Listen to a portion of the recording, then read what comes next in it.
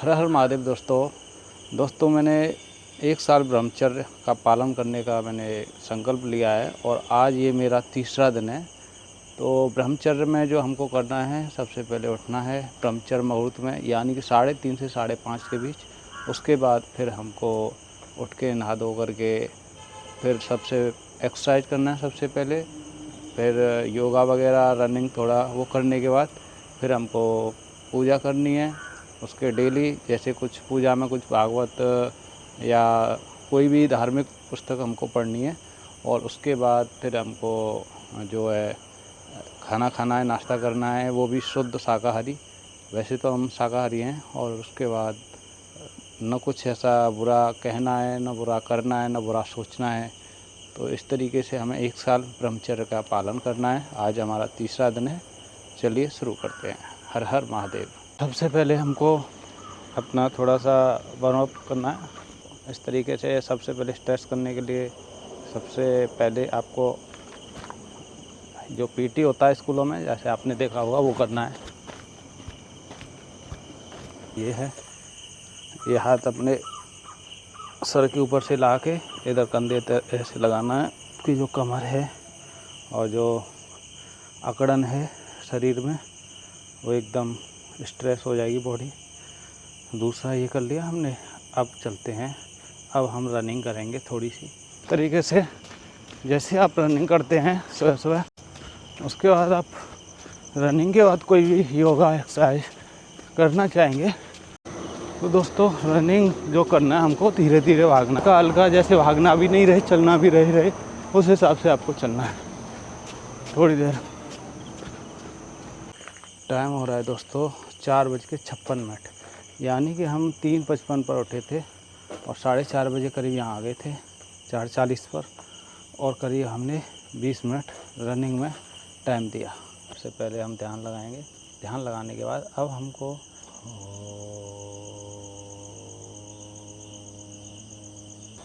ये सांस लेना है लेफ़्ट से, और सांस लेके फिर ये राइट से छोड़नी है, फिर राइट से सांस लेनी है, फिर लेफ़्ट से छोड़नी है। और इसको आप धीरे धीरे करेंगे। धीरे धीरे सांस लो, थोड़ा होल्ड करो, फिर सांस को छोड़ो, फिर उसी से जिससे सांस छोड़िए उसी नाक के द्वारा सांस लेना है, फिर दूसरे से छोड़ना है, फिर जिससे सांस छोड़िए उसी से वापस लेना है, फिर दूसरे से छोड़ना है। इसको करीब 5 से 10 बार करेंगे, 5 से 10। और इसको करने से जो हमारा अंदर का सांस है और जो हमारा माइंड है वो एकदम क्लियर होता है, यानी कि हमारा माइंड एकदम ऑक्सीजन जाएगा माइंड में और बॉडी के अंदर। तो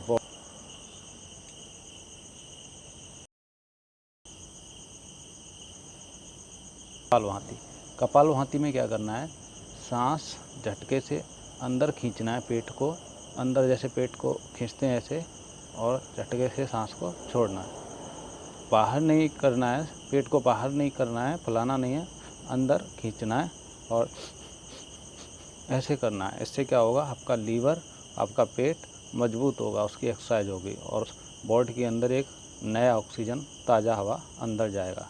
तो ताज़ा हवा ऑक्सीजन जाएगा तो अंदर की जो भी गैस प्रॉब्लम है वो कवर ठीक होता है। तो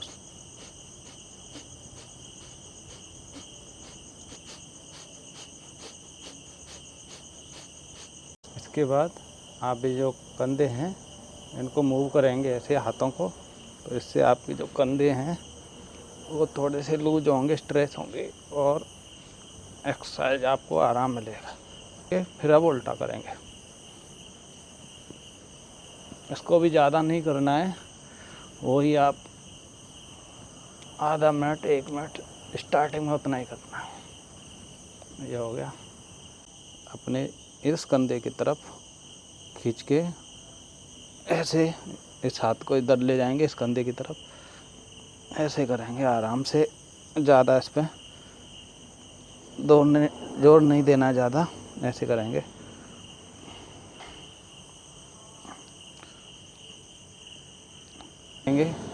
तो सबसे जो मैं आपको गणेश जी का कैसे जन्म हुआ वो कहानी, आपको वो कथा सुनाऊंगा। तो मैं चाहता हूँ शॉर्ट में रहेगी। योगा करते करते में शिव पुराण में से ये कथा आती है। तो सबसे पहले गणेश भगवान का नाम आता है, तो मैं वो कथा आपको सुनाऊंगा, तो आप ध्यान से सुने। तो जैसा कि आप जानते हैं कि भगवान शिव के बहुत सारे गढ़ थे, तो माता पार्वती का कोई पर्सनल गढ़ नहीं था। योगा करते जाऊंगा और आपको बताता जाऊंगा। तो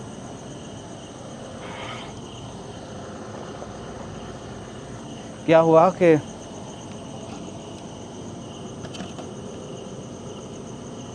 एक दिन हुआ क्या कि जो माता पार्वती हैं वो नहा रही थी, तो भोलेनाथ अंदर घुस आए। तो माता पार्वती को बोला कि जो उनके सेवगढ़ थे, द्वारपाल थे, वो भोलेनाथ को कुछ बोल नहीं सके। बोले हमारे प्रभु हैं तो हम कैसे रोक लें। अंदर चले गए। माता को सोचा, शिव जी को पता नहीं था माता जी स्नान कर रही हैं अंदर।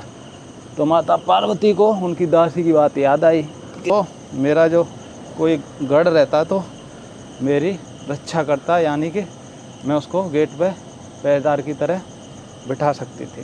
फिर माता पार्वती ने अपने मल के द्वारा गणेश भगवान को उत्पन्न किया, पैदा किया और गेट पर बिठा दिया कि कोई अंदर नहीं आए।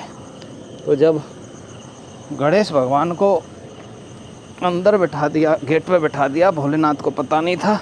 भोलेनाथ जा रहे थे अंदर भवन में। गणेश भगवान क्या किए कि किसी को भी अंदर आने के लिए मना करने लगे। किया कि अंदर जा रहे थे महल की तरफ, तो गणेश भगवान ने रोकना चाहा कि प्रभु आप नहीं जा सकते हो। उन्होंने बोला क्यों नहीं जा सकते हैं।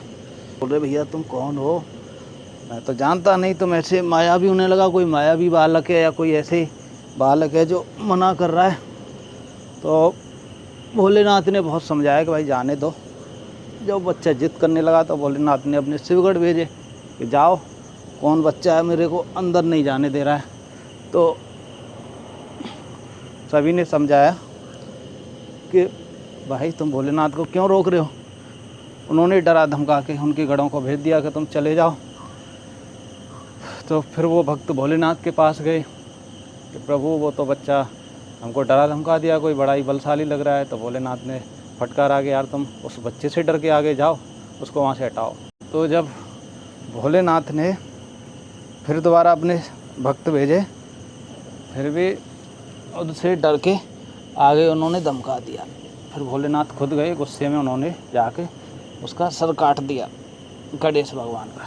कई बार समझाया, जब नहीं माने तो उन्होंने सर काट दिया। जो सर काट दिया, माता पार्वती की दासी ने जाके बोला कि माता आपका जो पुत्र था उसका सर काट दिया है। बोल माता पार्वती गुस्से से बाहर आई। उन्होंने बोला कि भाई ऐसा कौन है जिसने सर काटा है।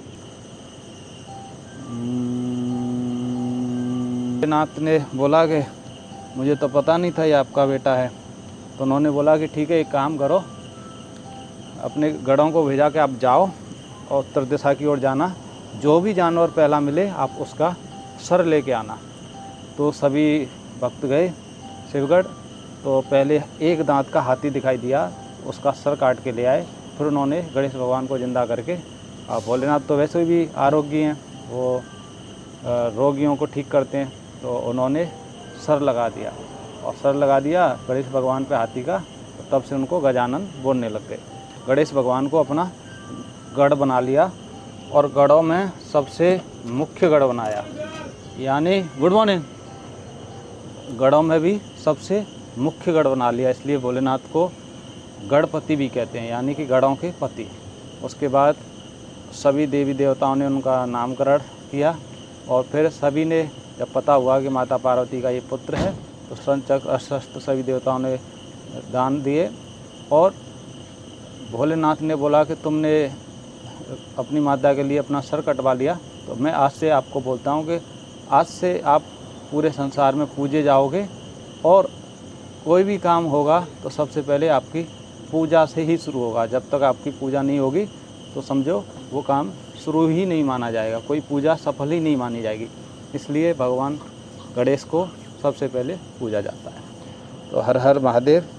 अगली कथा आप कमेंट में बताना कि आगे की कथा सुनना चाहते हैं, सिर्फ पुराण से कौन सी कथा आप सुनना चाहते हैं तो बताइए, मैं आपको वो भी साथ में सुना दूँगा। कथा कैसी लगी आप ज़रूर बताना, और वीडियो पहली बार देख रहे हैं तो वीडियो को लाइक, चैनल को सब्सक्राइब ज़रूर कर लें।